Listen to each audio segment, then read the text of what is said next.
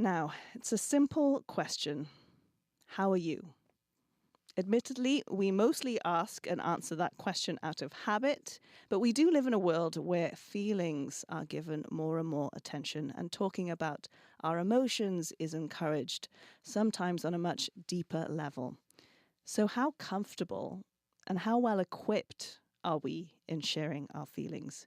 How good are we at even identifying what we're feeling in the first place? Dr. Douglas Tataryn is a clinical psychologist and life coach and joins me in the studio. Good morning.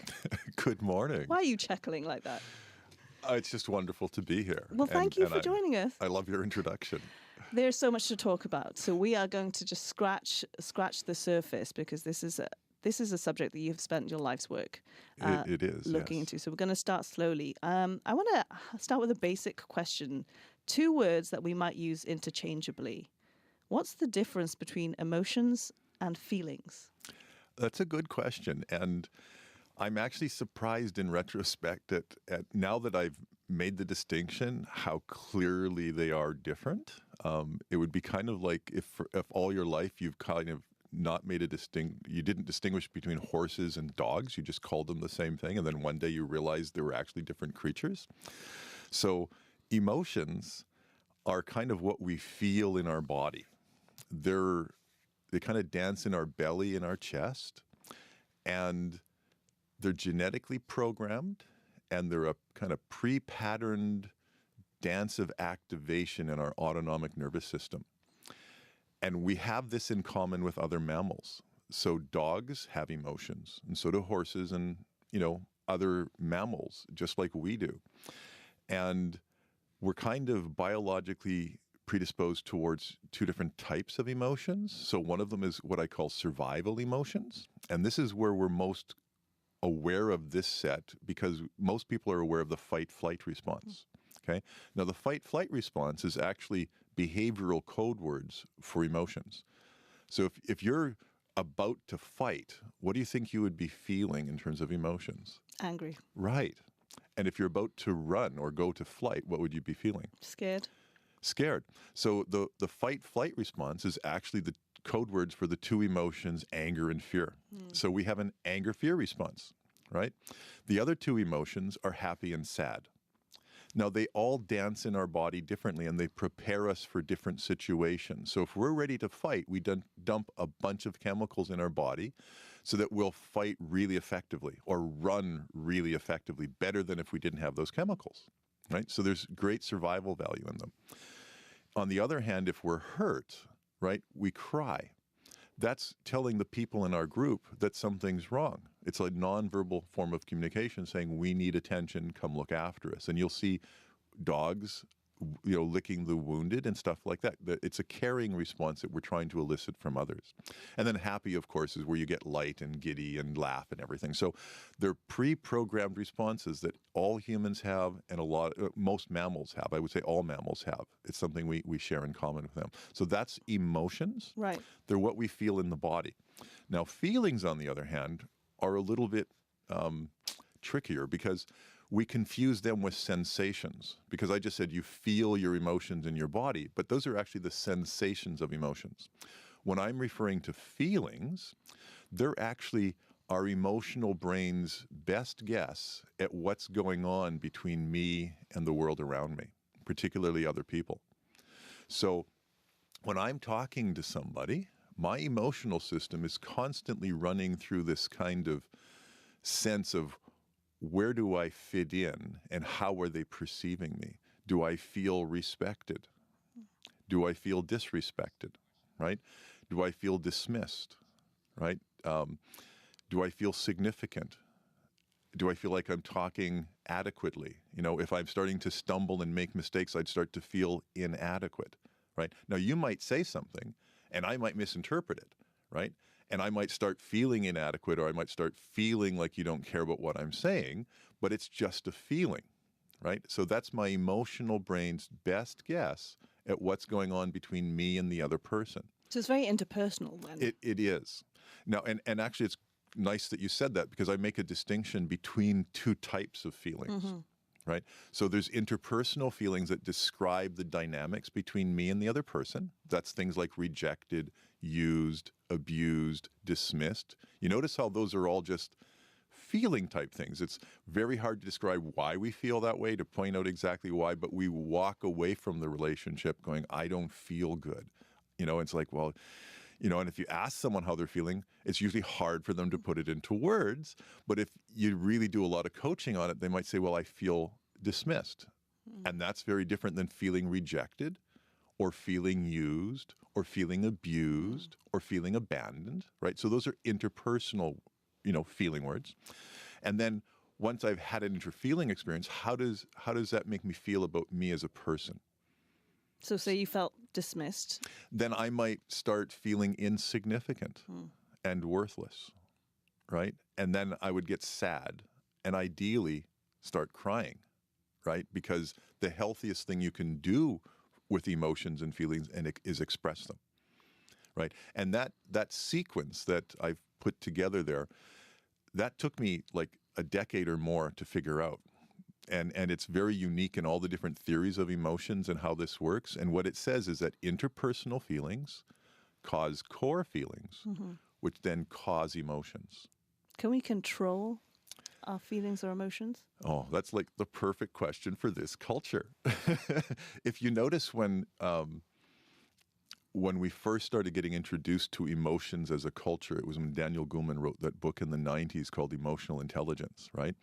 And if you look at it, he talks about the different types of emotions and different skills that you have to master in order to control your emotions and often become more productive.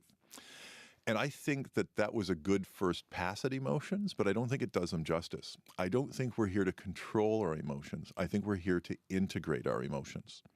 So we're not so much looking for emotional intelligence and emotional control. We're looking for emotional maturation. What does that mean, integrate our emotions? It means that when I start having feelings, I'm aware of what I'm feeling, ideally in real time, and I can voice them in real time.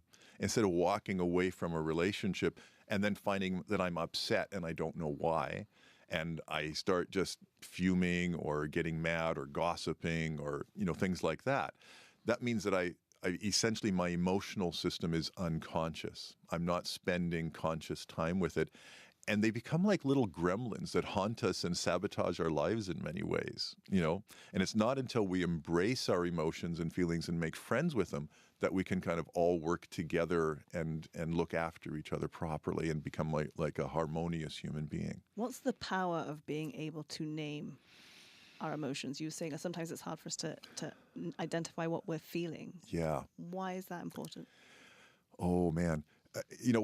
The simplest way is that I've come to believe that feelings are the language of relationship.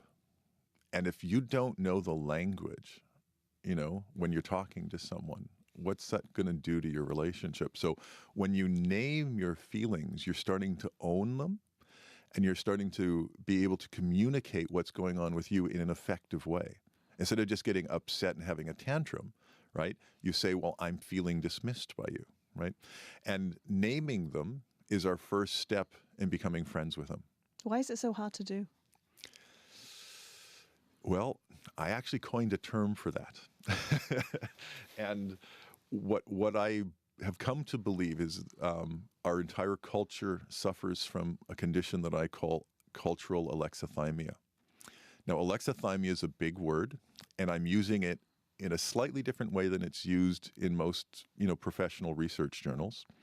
But if you look at the root, alexithymia, A is for no or not. Lexi is short for lexicon or word. And thymia points to the chest, our soul, or our moods and emotions. So literally, alexithymia means that we have no words for moods and emotions. And, when I was growing up, no one asked me how I was feeling. I was basically told to act a certain way, do a certain thing. And allegedly, I don't care how you're feeling, just do what you're told. And we still do that to kids in school in many ways, right? So right from the start, my generation was told to ignore and repress and push away your feelings. So if without actually building a conscious relationship, how could I have words for them? We have the words intellectually. Everybody knows what inadequate is, but we haven't taken the time to map it into what it feels like in our body to feel inadequate, right? What it feels like in our body system to feel insignificant. And once you learn to map the words onto the interpersonal and core, inner experiences, you have this whole new repertoire of being able to express yourself functionally. Instead of just getting angry and breaking something or withdrawing, you can start communicating more effectively in terms of what's going on with yourself. Very quickly, because we have 1 minute left. How can we practice this? How can we start to get a handle on this? I teach something that I call resonance-based emotional processing, and you use your body as a guide. So if you're upset about something, literally sit down and try and find a word that resonates. When you say the word out loud, when you find the right word, your body will flare up. And you'll either get more activated and possibly start crying, or you'll just get this huge sense of relief, but you'll feel it in your body. That's your emotional system's way of telling you you're on track. When you talk about this kind of thing, I can even see in your body you're very engaged in this. Why is this so important for us to talk about as a society? We have changed a lot since the 60s when we were told to repress everything. We tell all of our kids now, we ask them questions like, how are you feeling? What would you like to do? So we're now keeping the emotional system alive and open, but we're not actually training people what to do with all that energy. And so that's causing its own new brand of problems. We've got all this mental health challenges. Yeah. We're not just drinking and getting into fights like was really common in the 60s and 70s. Now we're starting to express things, be more aware of things, and it's time that we actually took more conscious control of what's going on. And most of our mental health problems seem to be emotionally related. Dr. Tataryn, it was an absolute pleasure. I would love to have you on the show again so we can continue this conversation. Thank you so much. Well, it was wonderful being here, and thank you. I'd love to come back.